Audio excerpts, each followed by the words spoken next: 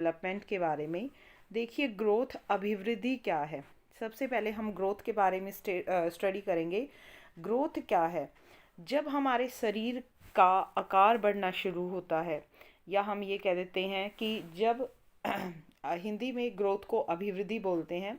तो अभिवृद्धि का मतलब क्या होता है? जो हमारी कोशिका होती हैं, हमारे सेल्स होते हैं, उनमें वृद्धि होना। मीन्स उनकी अगर वृद्धि होगी तो हमारा भार बढ़ेगा, मतलब वेट बढ़ेगा। ऊंचाई मतलब हाइट बढ़ेगी। शरीर के अंग हैं जो, उनके आकार में परिवर्तन आएगा, बाल बढ़ेंगे, नाखून बढ़ेंगे। तो अभिवृद्धि में ये सारी चीज़ें शामिल होती हैं। अगर हम एक फेमस साइकोलॉजिस्ट की बात करें, फ्रक के अनुसार, जो कोशिकीय गुणात्मक वृद्धि है, कोशिकीय मतलब जो हमारे सेल्स में वृद्धि होती है, वही अभिवृद्धि कहलाती है। ठीक है, यहाँ पे कुछ मैंने इंग्लिश में भी ऐड किया, आप देख सकते हैं। व्हेन आवर बॉडी स्ट्रक्चर और शेप स्टार्ट ग्रोइंग, जब हमारा बॉडी का स्ट्रक्चर और शेप ग्रो करना स्टार्ट करता है, तो ये ग्रोथ है। ग्रोथ कैसी होती है भाई? ग्रोथ हमेशा ही एक्सटर्नल होती है, क्योंकि बाहर से हमें दिख रही है कि हमारी हाइट बढ़ गई है, वेट बढ़ गया है, नेल्स बढ़ गई हैं, हमारे हेयर्स बढ़ गए हैं। उसके बाद यहाँ पे सारे पॉइंट्स, इंपॉर्टेंट पॉइंट्स मैंने ऐड किए हैं।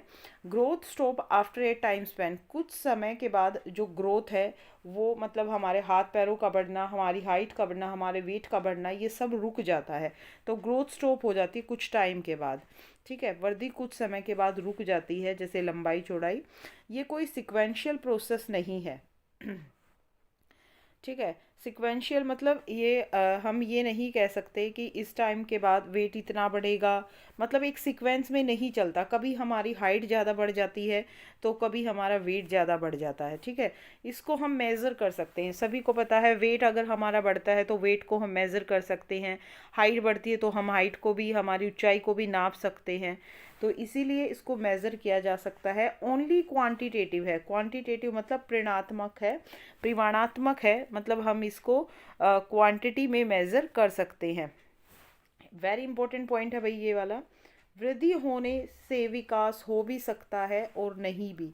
मतलब जब ग्रोथ होती है तो उससे डेवलपमेंट हो भी सकता है और नहीं भी। जरूरी नहीं है कि अगर वृद्धि होगी, ग्रोथ होगी, तो डेवलपमेंट भी होगा। ठीक है, विकास हो भी सकता है और नहीं भी। मतलब एग्जाम्पल क्या है? एग्जाम्पल से समझते हैं कि जब कोई आदमी मोटा हो रहा है तो मतलब उसकी बॉडी के अंदर ग्रोथ हो रही है, परंतु ये जरूरी नहीं है कि अगर वो मोटा हुआ है तो उसका बौद्धिक विकास भी होगा, उसकी इंटेलेक्चुअल पावर भी बढ़ेगी।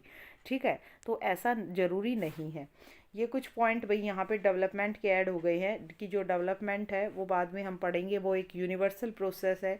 और डेवलपमेंट एक प्रोसेस और रिजल्ट, प्रक्रिया व परिणाम दोनों है।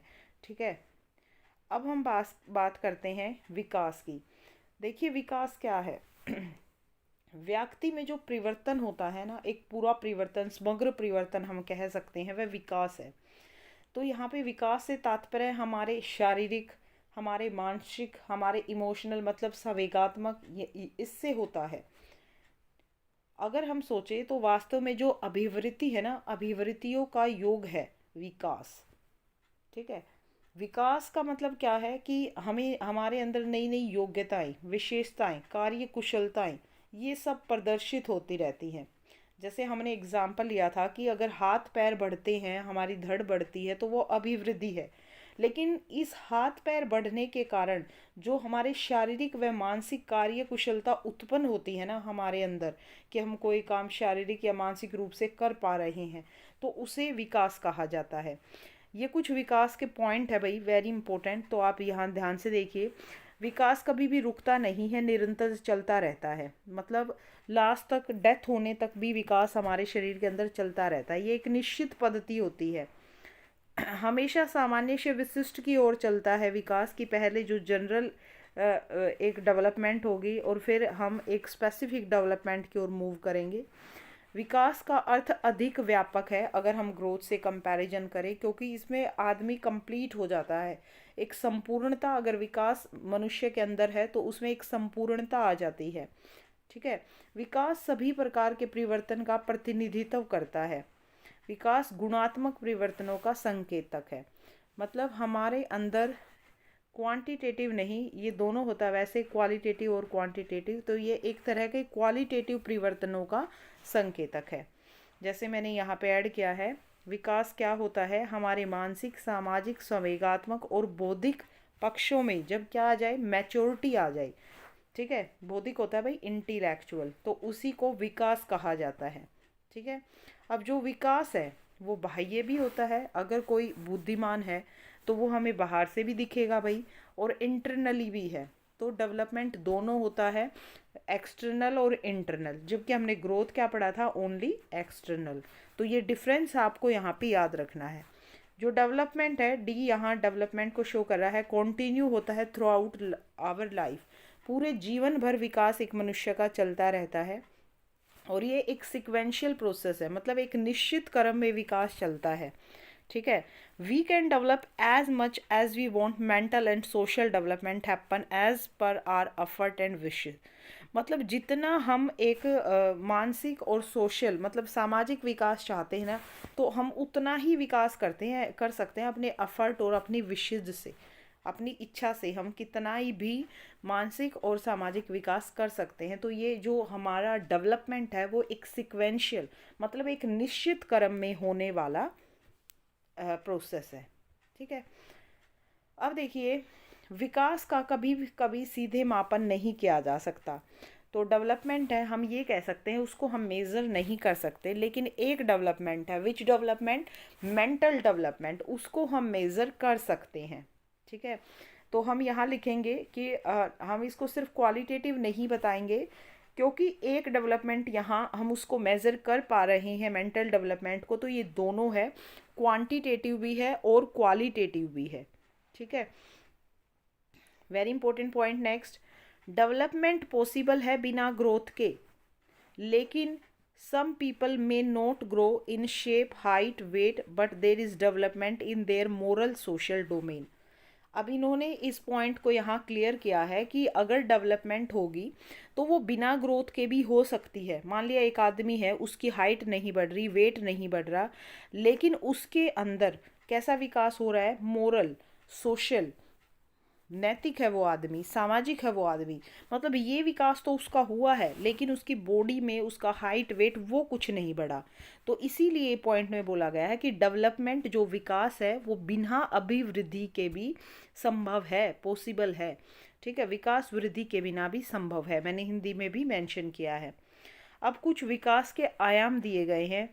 विकास बहुआयामी मतलब मल्टी डायमेंशनल है, मल्टी डायरेक्शन में होता है, क्योंकि एक आदमी का मेंटल विकास होता है भाई, सोशल होता है, इंटेलेक्चुअल होता है, मोरल होता है, फिजिकल होता है, तो हम इसको मल्टी डायमेंशनल और मल्टी डायरेक्शन बोल सकते हैं।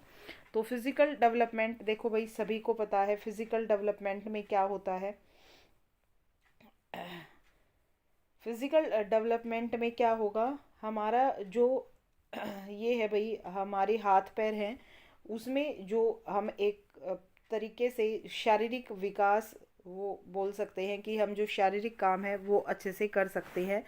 मोटर डेवलपमेंट की अगर हम बात करें तो ये रिलेटेड होता है फिज़िकल डेवलपमेंट से ही, लेकिन इसमें जो हमारी मसल्स हैं, हड्डियां हैं, उनकी क्षमता और उन पर हम कंट्रोल कर सकते हैं। जैसे इस विकास में बालकों के चलने, दौड़ने, को कूदने, उनके भोजन करने आदि से संबंधित ये विकास होता है। अब जो मोटर डेवलपमेंट है उसको दो पार्ट के अंदर डिवाइड किया गया है, एक है फाइन मोटर स्किल और एक है gross motor skill. Fine motor skill में मसल का यूज़ कम होता है। फाइन मोटर स्किल जो होती हैं, कैसे, जब हम राइट करते हैं मसल्स तो यूज़ हो रही हैं, कलरिंग कर रहे हैं, कटिंग कर रहे हैं, ब्रेकिंग कर रहे हैं, चपाती को रोटी को तोड़ रहे हैं, तो मसल्स तो यूज़ हो रही हैं, लेकिन उन मसल्स का यूज़ बहुत कम हो रहा है, तो हम इनको फाइन मोटर स्किल्स के अंदर रखते हैं। एक होती है भाई हमारी ग्रोस मोटर स्किल्स, यहाँ पे जो हमारी मांसपेशियाँ हैं, हमारी मसल्स हैं, उनका ज़्यादा यूज़ होता है। जैसे हम स्विमिंग करते हैं, तैरते हैं, तो हम अपने हाथ पैरों को मारते हैं, तो हमारी मसल्स वहाँ पे ज़्यादा यूज़ होती हैं। जस्ट वेट स्टूडेंट, जंपिंग करते हैं, रनिंग करते हैं, तो वहाँ पे हमारी मसल्स ज़्यादा काम करती हैं। तो ये आती हैं भाई हमारी ग्रोस मोटर स्किल्स के अंदर। होप सो अब आप इनको डिवाइड कर सकते हो इजिली कि which one are fine motor skills and which one are the gross motor skills. ठीक है। नेक्स्ट इसके अलावा जो टाइप होती है हमारी डेवलपमेंट की, मेंटल एंड कॉग्निटिव डेवलपमेंट जो हमारे बौद्धिक पक्ष से रिलेटेड होता है, सोशल डेवलपमेंट जो हमें सामाजिक बनाता है, सोसाइटी में हमारे ये विकास होता है, इमोशनल जब हम अपने फीलिंग और इमोशन को अच्छे से कंट्रोल कर पाते हैं, मोरल जब हम नैतिक होते हैं, सही को सही गलत को गलत, एक एथिक्स को फॉलो करते हैं। ठीक है। लैंग्वेज डेवलपमेंट जब हमें अपनी भाषा का ज्ञान एक अच्छे तरीके से होता है। तो ये सारे ही हमारे कुछ पार्ट्स एंड हम ये कह सकते हैं टाइप हैं हमारी डेवलपमेंट की। अब हम ये बोल सकते हैं कि जब एक मनुष्य के अंदर moral, language, physical, mental, social हर तरह का विकास हो जाएगा तो हम ये बोल सकते हैं ना भाई कि जो डेवलपमेंट है वो एक इंडिकेटर है कंप्लीटनेस का। हमारा विकास एक संपूर्णता का सूचक है कि हम संपूर्ण हैं अपने आप में। ठीक है। अब development can happen with growth. ठीक है। जो डेवलपमेंट होती है वो ग्रोथ के साथ चलती है, बिना वृद्धि के भी विकास हो सकता है, हमने ये ऊपर पढ़ा था। डेवलपमेंट किस तरह का होता है? वाइड होता है, क्योंकि देखो अब एक मनुष्य के अंदर संपूर्णता आ गई, उसको हर तरीके से वो सभ्य हो गया, मोरल तरीके से, फिजिकल से, मेंटल से, तो हम कह सकते हैं कि जो डेवलपमेंट है वो काफ़ी वाइड होती है। क्रमिक प्रक्रिया है, ग्रेजुअल प्रोसेस है, मतलब धीरे धीरे डेवलपमेंट होता है एक मनुष्य का, एकदम से सब कुछ नहीं हो जाता। तो डेवलपमेंट एक ग्रेजुअल प्रोसेस है। फिर है भाई मैच्योरेशन, हम बोलते हैं ना ये तो मैच्योर है, ये तो समझदार है। तो ये मैच्योरेशन क्या होता है? जेनेटिक डिस्पोजिशन के पूर्व निर्धारित रूप से प्रकट होने वाला प्रोसेस मैच्योरेशन कहलाता है। मतलब ये जो मैच्योरेशन है ना ये हेरिडिटी से रिलेटेड होता है, मतलब जीन ट्रांसफ़र होते हैं पेरेंट्स के एक बच्चे के अंदर। तो वो बच्चा कितनी जल्दी मतलब उन जीन की वजह से उसके अंदर एक मैच्योरिटी आती है, वो समझदारी दिखाता है, वही हमारा मैच्योरेशन होता है। तो मैच्योरेशन आपको याद रखना है हेरिडिटी से रिलेटेड होता है, और बड़े होने पर ही मैच्योरिटी आती रहती है। मतलब जैसे जैसे एक आदमी की एज बढ़ती है तो उसके अंदर मैच्योरिटी आती रहती है। अब हम कुछ स्टडी करेंगे, कुछ हमारे प्रिंसिपल हैं चाइल्ड डेवलपमेंट के। तो इन प्रिंसिपल्स को अब हम स्टडी करेंगे वन बाय वन। सबसे पहले भाई प्रिंसिपल ऑफ सिमिलर पैटर्न।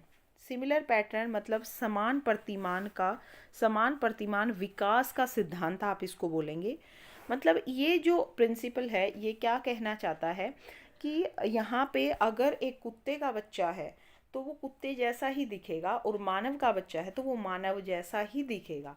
तो ये बात करता है हमारा प्रिंसिपल ऑफ सिमिलर पैटर्न। ठीक है। शॉर्ट और प्रिसाइज रखेंगे हम वीडियो को ताकि आपको अच्छे से समझ आए। नेक्स्ट है प्रिंसिपल ऑफ डायरेक्शन, मतलब विकास की दिशा का सिद्धांत। तो दो तरह से हमारा मतलब विकास होता है, एक होता है सिफेलोकोडल टाइप, एक होता है प्रोक्सिमोडिस्टल। इसको मक्साधोमुखी बोलते हैं, इसको दुर्भिमुख बोलते हैं। ठीक है। आई थिंक हिंदी इंग्लिश में ही ये जी है। तो सिफेलोकोडल का सिद्धांत क्या कहता है कि मनुष्य का विकास हमेशा सिर से उसके पैर की तरफ होता है। अगर पेपर में आ जाए, अगर एक मनुष्य का विकास सिर से पैर की तरफ होता है तो इसको हम किस तरह का सिद्धांत बोलेंगे? तो इसको हम भाई सिफेलोकोडल का सिद्धांत बोलेंगे।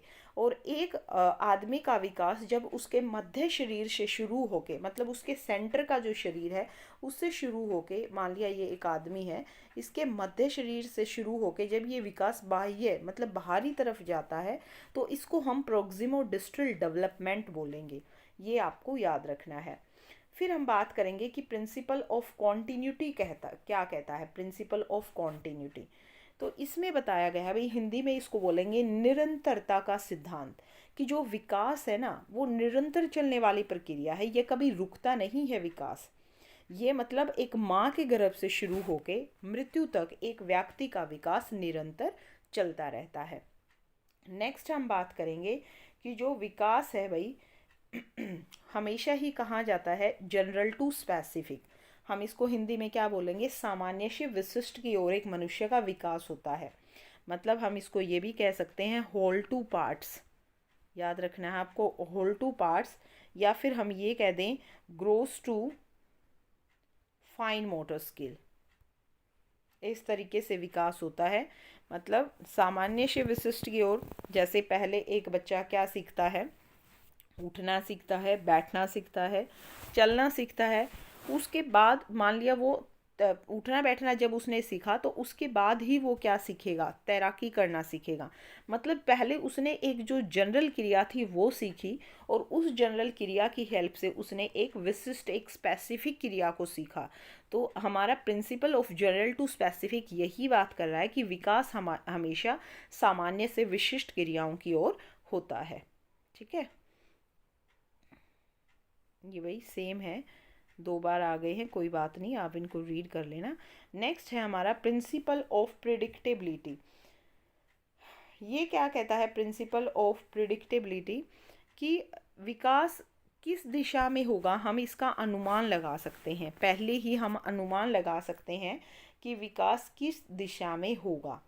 ठीक है, तो जैसे हमने एक बच्चे को देखा, अगर वो बहुत ज़्यादा इंटेलिजेंट है तो हम बोल सकते हैं कि उसका विकास ना, इंटेलेक्चुअल डेवलपमेंट बहुत अच्छे से होगा। अगर कोई फिज़िकली फिट है और उसका ध्यान गेम्स की तरफ ज़्यादा है तो हम कह सकते हैं कि उसका जो फिज़िकल डेवलपमेंट है ना वो बहुत अच्छा होगा।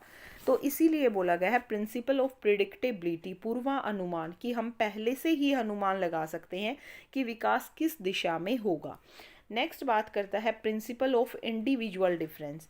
इसको हम बोलेंगे भाई व्यक्तिगत विभिन्नता का सिद्धांत, प्रिंसिपल ऑफ इंडिविजुअल डिफरेंस। अब ये क्या कहता है कि एक ही आयु के बालक व बालिकाओं के शारीरिक, मानसिक व भाषा व संवेगात्मक विकास में भिन्नता होती है। कैसे? मान लिया किसी बच्चे का विकास बहुत तेज गति से हो रहा है, लेकिन दूसरे बच्चे का विकास उसी के कंपैरिजन में कम गति से हो रहा है। तो ये हमारा बात करता है व्यक्तिगत विभिन्नताओं का सिद्धांत। ये इंडिविजुअल डिफरेंस की बात करता है, और वो इंडिविजुअल डिफरेंस मतलब व्यक्तिगत विभिन्नता क्यों आ रही हैं, उसका रीज़न हेरिडिटी भी हो सकता है, कि मतलब अगर पेरेंट्स स्लो हैं तो बच्चा स्लो है, अगर पेरेंट्स फास्ट हैं तो बच्चा भी फास्ट है। तो वहाँ पे कहीं ना कहीं हेरिडिटी, जीन का इफेक्ट आ गया। और एनवायरनमेंट का मतलब किस तरह के एनवायरनमेंट में एक बच्चे की ग्रोथ डेवलपमेंट चल रही है, तो ये वहाँ पे भी डिपेंड करता है। नेक्स्ट है process of unitary process. Unitary process मतलब एकीकरण का सिद्धांत। ये क्या कहता है? इस सिद्धांत के अनुसार पहले बालक अपने संपूर्ण अंगों को, मतलब उसके पूरे अंग को, तथा फिर अंगों के भागों को चलाना सीखता है।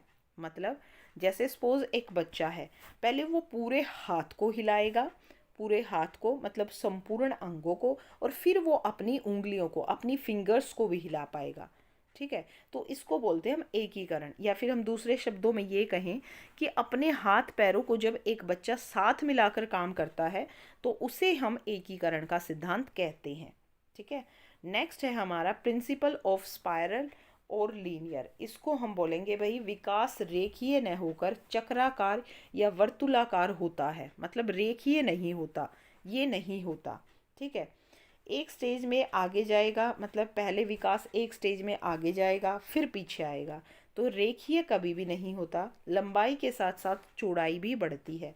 तो आपको याद रखना है कि जो विकास है वह रेखीय न होकर, हिंदी में बात करूँ मैं, रेखीय न होकर चक्राकार, या फिर आप इसको बोल सकते हैं वर्तुलाकार होगा। ठीक है, या फिर इंग्लिश में बात करें तो स्पाइरल और लीनियर होगा। नेक्स्ट हमारा है प्रिंसिपल ऑफ इंटर डेवलपमेंट।